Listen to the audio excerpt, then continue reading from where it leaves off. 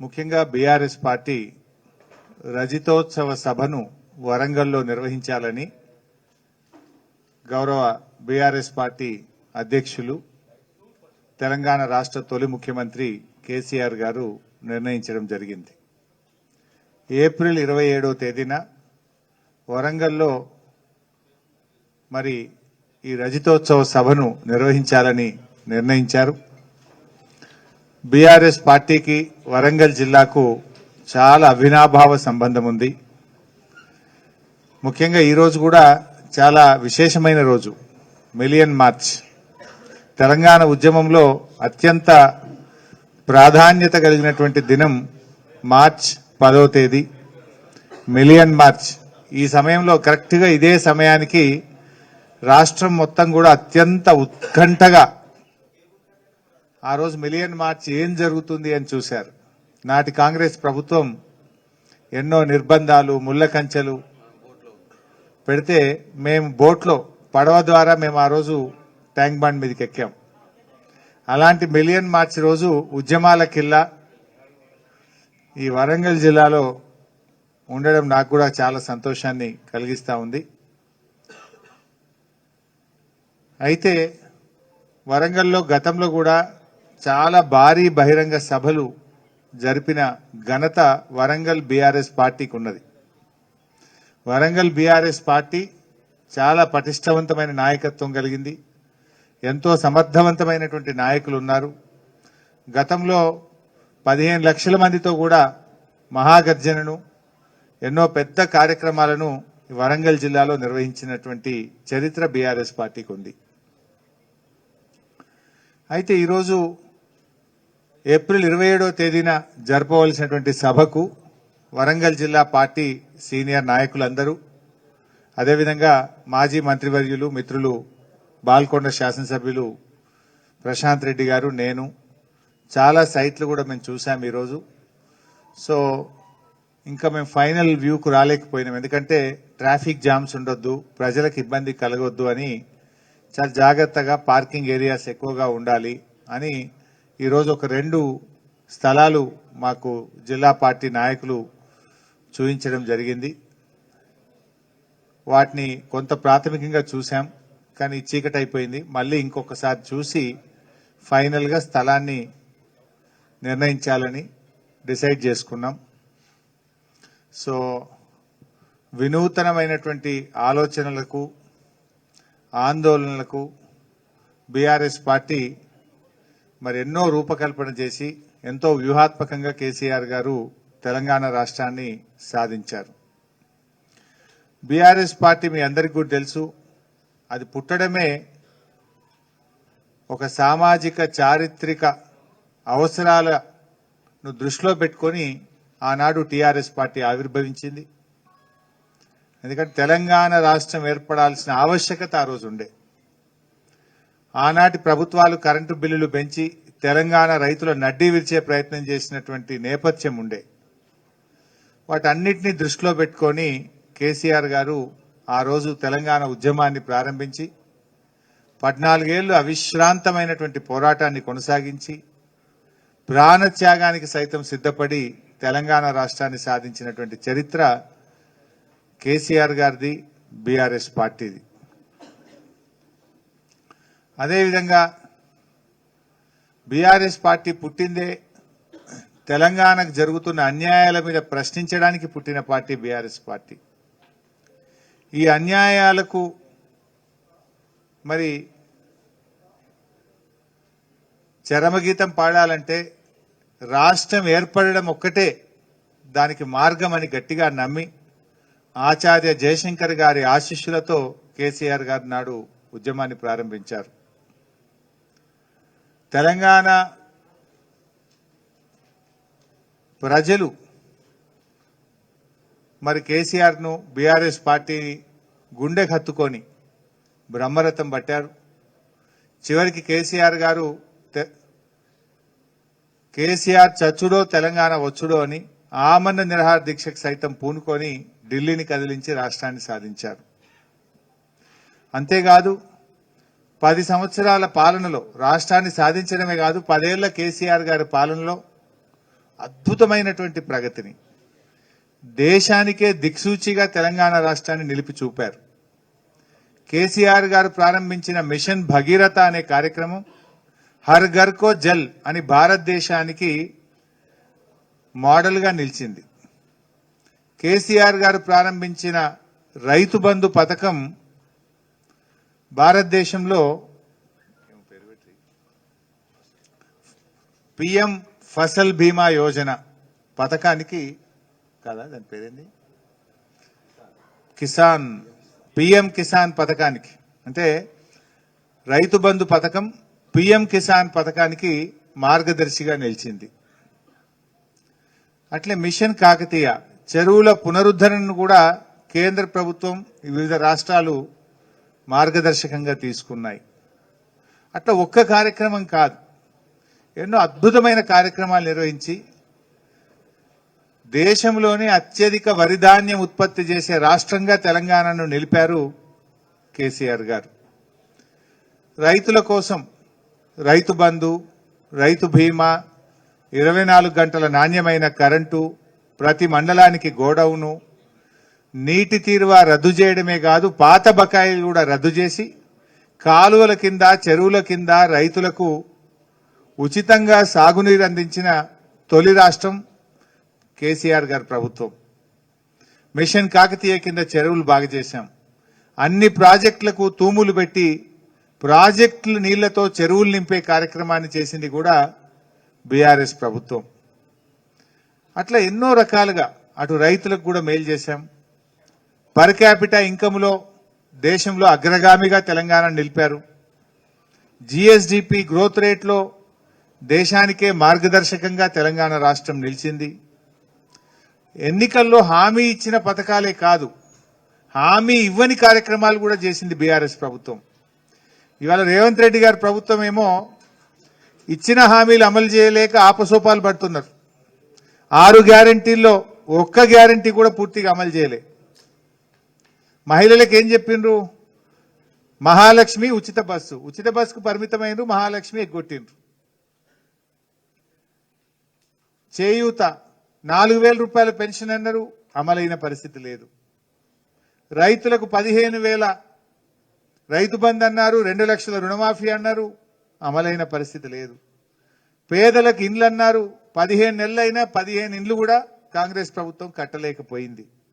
ఇట్లా ఇచ్చిన హామీలు అమలు చేయని చరిత్ర కాంగ్రెస్ అయితే, హామీ ఇవ్వకపోయినా కళ్యాణ లక్ష్మి పథకం 13 లక్షల మంది పేదింటి ఆడపిల్లల పెళ్లిళ్లకు 11,000 కోట్ల రూపాయలు ఖర్చు పెట్టి కళ్యాణ లక్ష్మి పథకాన్ని అందించింది బీఆర్ఎస్ ప్రభుత్వం.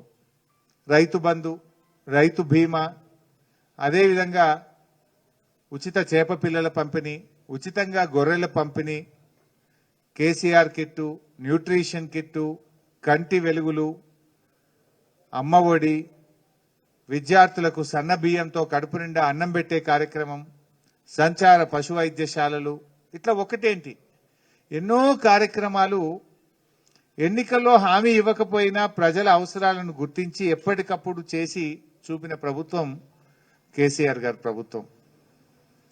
సరే, రాజకీయాల్లో ఒడిదొడుకులుంటాయి, గెలుపు ఓటములుంటాయి. ముఖ్యంగా బీఆర్ఎస్ పార్టీ ఈ రజతోత్సవ వేడుకల సందర్భంగా 14 ఏళ్ల పోరాటం, 10 ఏళ్ల పాలన, ఈ రెండింటి మేళవింపు మా రజతోత్సవ వేడుకలు. సో ఈ రజతోత్సవ వేడుకలు ఏడాది పాటు జరపాలని కూడా పార్టీ నిర్ణయించింది. అందులో మొట్టమొదట వరంగల్ బహిరంగ సభతో ఈ రజతోత్సవ వేడుకలు ప్రారంభమవుతాయి. సో ఈ వరంగల్లో అద్భుతంగా ఈ సభ జరపాలని, అంటే ఈ రాష్ట్రంలో ప్రజలు కూడా ఎదురు చూస్తున్నారు. కేసీఆర్ గారిని చూడాలని, కేసీఆర్ మాట వినాలని, ప్రజలు మళ్లీ కేసీఆర్ రావాలి అని చెప్పి ఈరోజు కోరుకుంటున్నటువంటి పరిస్థితి. అంటే అద్భుతంగా వాలంటీర్గా స్వచ్ఛందంగా పెద్ద ఎత్తున ప్రజలు ఈ సభకు వచ్చే అవకాశం ఉంటుంది కనుక వేసవి కాలం పార్కింగ్ కానీ, డ్రింకింగ్ వాటర్ ఫెసిలిటీ కానీ, ట్రాఫిక్ ఇబ్బంది లేకుండా, ప్రజలకు ఇబ్బంది లేకుండా జాగ్రత్తగా ఈ సభను నిర్వహించాలని చెప్పి మరి మేము ప్లాన్ చేసుకోవడం జరుగుతూ ఉంది. ఇవాళ ముఖ్యంగా ప్రజలకు కూడా క్లారిటీ వచ్చింది. పాలేందో నీళ్ళేందో ప్రజలకు అర్థమైంది. సమర్థుడెవరో అసమర్థుడెవరో కూడా ప్రజలకు అర్థమైంది. గట్టోడెవడో వట్టోడెవడో కూడా ప్రజలకు అర్థమైంది. మాటల మనిషి ఎవరో చేతల మనిషి ఎవరో కూడా ఈరోజు రాష్ట్ర ప్రజలు అర్థం చేసుకున్నారు. తెలంగాణ అనేవాళ్ళెవరో, తెలంగాణ పదము ఉచ్చరించని వాళ్ళెవరో కూడా రాష్ట్ర ప్రజలకు ఇవాళ అర్థమైతా ఉంది. అందువల్ల ప్రజలు ఇవాళ ఎంతో ఆసక్తిగా ఉన్నారు. మాకు సంపూర్ణమైన విశ్వాసం ఉంది. రేపు స్థానిక సంస్థల ఎన్నికలైనా రాష్ట్రంలో ఏ ఎన్నికలు వచ్చినా కూడా తప్పకుండా ప్రజలు బీఆర్ఎస్ పార్టీని ఆశీర్వదిస్తారు. బీఆర్ఎస్ ఎన్నికలని ఒకటో రాజకీయం అని ఒకటి కంటే కూడా తెలంగాణ ప్రజల గొంతుకగా బీఆర్ఎస్ పార్టీ ఉంటుంది. ఎందుకంటే తెలంగాణ ప్రజల ఆకాంక్షల్లో నుంచి పుట్టినటువంటి పార్టీ బీఆర్ఎస్ పార్టీ. తెలంగాణ ప్రసవించిన బిడ్డ బీఆర్ఎస్ పార్టీ. మీరు చూడండి, ఇప్పుడు మొన్న ఆంధ్రప్రదేశ్ రాష్ట్రం మేము గోదావరి వరద జలాలను ఆంధ్రాకు తీసుకొని వెళ్తాం, బంకచర్ల గోదావరి లింకును మేము తీసుకుపోతామంటే ఎవరు ప్రశ్నించిండ్రు? ఒక్క బీఆర్ఎస్ ప్రశ్నించింది. ప్రభుత్వంలో ముఖ్యమంత్రి అడగడు, నీళ్ల మంత్రి అడగడు, బీజేపీ అడగదు.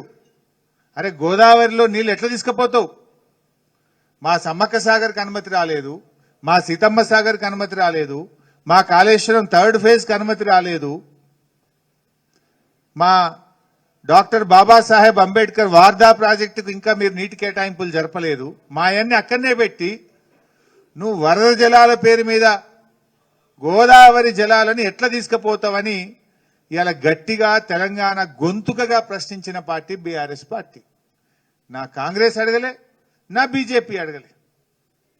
కాంగ్రెస్కి ఏమాడ గురువు ఉన్నాడు, అడిగే ధైర్యం లేదు. బీజేపీ ఏమో పొత్తుల పార్టీ. మరి ఎవరైంది ఇలా తెలంగాణ గొంతుక? అధికారంలో ఉన్నా లేకపోయినా తెలంగాణ ప్రజల పక్షాన నిజాయితీగా నిలబడేటువంటి పార్టీ, ఉద్యమ పార్టీ అయిన బీఆర్ఎస్కే ఆ ఘనత దక్కుతుంది.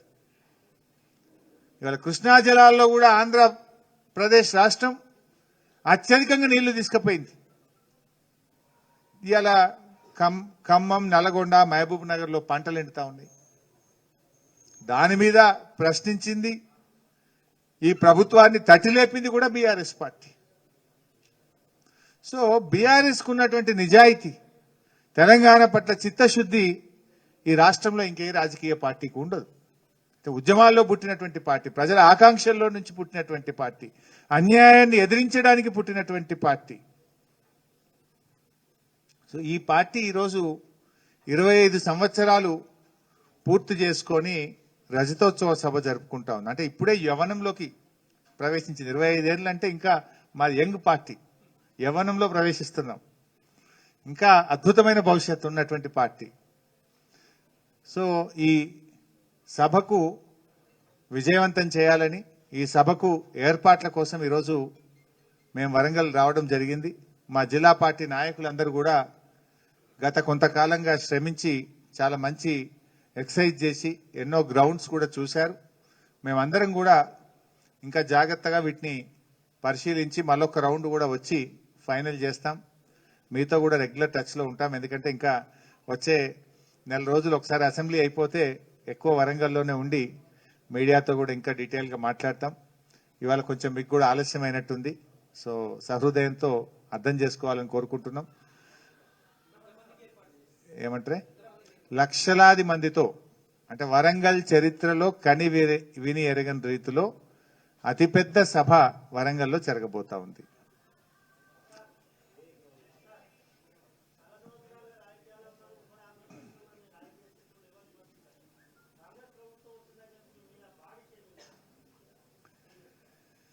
బాడీ షేమింగ్ విషయంలో రేవంత్ రెడ్డి మాట్లాడిండు, మన బట్టి విక్రమార్క కూడా మాట్లాడిండు. నేను వాళ్ళలాగా మాట్లాడలేక కాదు, కొంత విలువలతో కూడిన రాజకీయం ఉండాలని నేను కోరుకుంటున్నాను. ఇప్పుడు పొడుగు ఉండడం అనేటువంటిది అది నాకు దేవుడు ఇచ్చిండు, దాన్ని నేనేం చేయాలి? నువ్వు పొడుగున్నవాడిని కూడా వాళ్ళు దాన్ని జీర్ణించుకోలేక రేవంత్ రెడ్డి, బట్టి విక్రమార్క మాట్లాడితే అది వారి కురుచతనానికి నిదర్శనం. అంతే తప్ప ఇంకోటి కాదు. సరే, అది వారి విజ్ఞతకే వదిలేస్తాను నేను. ఇంకేమైనా విషయాలు భాయ్ సాబ్?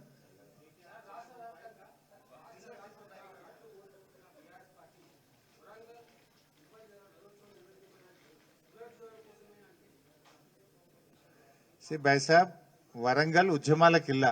వరంగల్తో బీఆర్ఎస్ పార్టీకి ఎంతో అవినాభావ సంబంధం ఉంది. ఇక్కడ ఎన్నో పెద్ద పెద్ద సభలు పెట్టినాం. గతంలో కూడా నేను ఇక్కడ ఎన్నికల సభలకు బహిరంగ సభలకు ఇన్ఛార్జిగా నేను పనిచేసిన అనుభవం నాకుంది. సో డెఫినెట్గా మాకు వరంగల్ సెంటిమెంట్ ఉంది. సో కాకతీయుల కోట ఇది, కాకతీయుల ప్రాంతం ఇది. ఇలా రేవంత్ రెడ్డి ఏమో కాకతీయ తోరణాన్నే తీసేస్తా తెలంగాణ ఎంబ్లంకేలు అంటుండు. కానీ మాకేమో ఈ వరంగల్ అన్నా, కాకతీయులన్నా, కాకతీయులు కట్టిన చెరువులన్నా ఎంతో గౌరవం ఉన్నటువంటి వాళ్ళం మేము.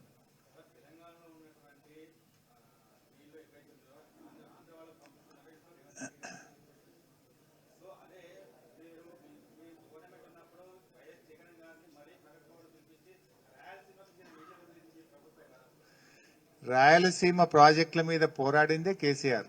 మీరు అపెక్స్ కమిటీ మీటింగ్ మినిట్స్ చూడండి. రాయలసీమ ఎత్తిపోతల పథకాన్ని ఆపాలని పోరాడిన పార్టీ బీఆర్ఎస్ పార్టీ. రాయలసీమ ఎత్తిపోతల పథకం మీద గ్రీన్ ట్రిబ్యునల్కి వెళ్లి పనులు ఆపించిన ప్రభుత్వం బీఆర్ఎస్ ప్రభుత్వం. ఆనాడు పోతిరెడ్డిపాడు ప్రాజెక్టు కడితే ఇదే రేవంత్ రెడ్డి, ఇదే ఉత్తమ్ కుమార్ రెడ్డి పెదవులు మూసుకుంటే పేగులు దిగదాకా 42 రోజులు అసెంబ్లీని స్తంభింపజేసిన పార్టీ బీఆర్ఎస్ పార్టీ. ఆనాడు మా మంత్రి పదవులను గడ్డిపోచల్లాగా పోతిరెడ్డిపాడు ప్రాజెక్టు, పులిచింతల ప్రాజెక్టు తెలంగాణకు అన్యాయం చేసే ప్రాజెక్టులని మేము రాష్ట్రంలో 6 మంత్రి పదవులకు రాజీనామా చేసి పులిచింతల, పోతిరెడ్డిపాడును వ్యతిరేకించినటువంటి చరిత్ర బీఆర్ఎస్ కు మాకున్నది. పెదవులు మూసుకున్న చరిత్ర ఉత్తమ్ కుమార్ రెడ్డిది మరియు రేవంత్ రెడ్డి గారిది.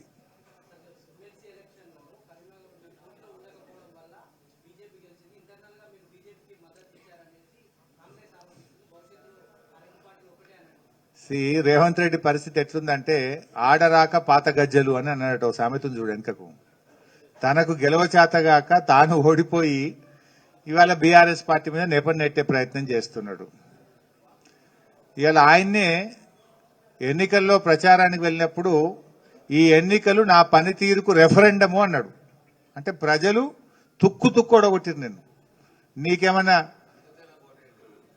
నీకేమన్నా పౌరుషం ఉంటే నువ్వు రాజీనామా చేయాలి. ప్రజలు రెఫరెండం ఇచ్చింది నీకు, నీ పాలన బాగలేదు అని ఓడించిండు. నువ్వు గ్రాడ్యుయేట్ ఎమ్మెల్సీ ఎన్నికల్లో ప్రచారానికి వెళ్లి నువ్వు నా పనితీరుకు ఇది నిదర్శనము, నా పనితీరుకు ఇది రెఫరెండము అని నువ్వు మాట్లాడితే ఓడించారు. గత చరిత్రలో గ్రాడ్యుయేట్ ఎమ్మెల్సీ ఎన్నికల్లో ముఖ్యమంత్రులు ప్రచారం చేసిన చరిత్ర ఎప్పుడు లేదు. ఫస్ట్ టైం రేవంత్ రెడ్డి 3 జిల్లాల్లో పోయి మీటింగ్ పెట్టిండు. పెడితే కూడా ప్రజలు నిన్ను ఓడించిండ్రు. నువ్వు ఆత్మవిమర్శ చేసుకో ఫస్ట్. ఆడరాక పాత గజ్జలు అన్నట్టు ఇవాళ గ్రాడ్యుయేట్ ఎన్నికల్లో నా బీఆర్ఎస్ హరీష్ రావు కారణమని మాట్లాడుతున్నావంటే అది నీ వైఫల్యం, నీ చేతగాంతనం. ఇంకోటి అంటున్నా, నువ్వు ఆడ పోయి ఏం మాట్లాడినావు? ఈ ఎన్నికలు నేను గెలిచినా ఓడిపోయినా నాకు లెక్కే లేదు, నా గవర్నమెంట్కు ఇబ్బందే లేదు అని నువ్వు మాట్లాడిన మాటలు పాపం నీ అభ్యర్థి పాలిట శాపమైంది. ఇవాళ నరేందర్ రెడ్డి ఓటమికి రేవంత్ రెడ్డి కారణం. ఇంకో మాట అంటున్నా, మరి నువ్వు ఎమ్మెల్యేగా కొడంగల్ నియోజకవర్గం ఉన్న మహబూబ్ నగర్ పార్లమెంట్ లో డీకేఆర్ నువ్వే గెలిపించినావా? మరి ఇప్పుడు నా మీద నువ్వు ఆరోపణలు చేసినావు కదా. మల్కాజ్గిరిలో నువ్వు సిట్టింగ్ ఎంపీగా ఉన్న మల్కాజ్గిరిలో ఈటల రాజేందర్ గారిని నువ్వే దగ్గరుండి గెలిపించినవా? సమాధానం చెప్పు. నీ సొంత సీటు కదా, నువ్వు రాష్ట్రానికి ముఖ్యమంత్రివి. నువ్వు కొడంగల్ ఎమ్మెల్యేగా ఉన్న మహబూబ్ నగర్ పార్లమెంట్ లో బీజేపీ నువ్వే దగ్గరుండి మోడీ గారికి భయపడి గిఫ్ట్కి ఇచ్చినవా? బడేబాయ్ చోటేబాయ్ ఇద్దరు కలిసి మొన్న గ్రాడ్యుయేట్ ఎమ్మెల్సీలో బీజేపీని గెలిపించింది అనేది మా ఆరోపణ. చెప్పింది కదా చోటేబాయ్, బడేబాయ్ తుమారా ఆశీర్వాద్ హోనా అని. హుజూరాబాద్ మునుగోడులో ఏమైందో మనకు తెలియదా? ఈయన పీసీసీ అధ్యక్షుడిగా ఉన్నప్పుడు హుజూరాబాద్ ఉప ఎన్నికల్లో కాంగ్రెస్ డిపాజిట్ పోయింది, మునుగోడు ఉప ఎన్నికల్లో కాంగ్రెస్ డిపాజిట్ పోయింది. అంటే నువ్వు అమ్ముడు ఓవుడు నీకు అలవాటు ఉంది. నీలాగా అందరూ అట్లా చేస్తారనుకుంటే అది పొరపాటు. ఆ చరిత్ర నీకున్నది రేవంత్ రెడ్డి గారు. ఇప్పటికైనా అటువంటి పిచ్చి ఆలోచనలు మానేసి పాలన మీద దృష్టి పెట్టు. ఇలా పరిపాలనలో నువ్వు పూర్తిగా ఫెయిల్ అయిపోయినావు. మన ఆయన చెప్పిండు, రాహుల్ గాంధీ కూడా ఎక్కడ చెప్పిండు చూసినావు గుజరాత్లో.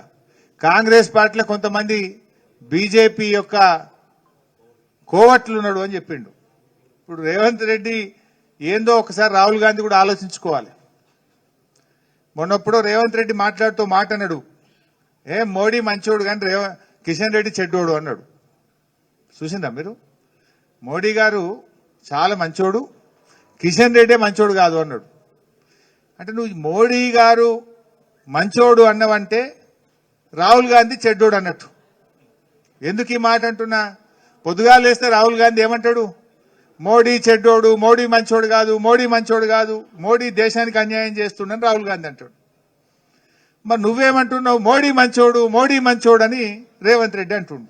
మరి మోడీ మంచోడు అంటే ఇక రాహుల్ గాంధీ చెడ్డోడు అన్నట్టే కదా, నథింగ్ బట్. అంటే ఇలా రాహుల్ గాంధీ కూడా తేల్చుకోవాలి ఇలా ఎవరు బీజేపీ కోహట్టులో. మరి మొన్న నువ్వు గుజరాత్లో మాట్లాడినావు కానీ రాహుల్ గాంధీ గారు, తెలంగాణలో కూడా కొంతమంది కోవట్లు ఉన్నారు, జాగ్రత్త చూసుకో. Thank you.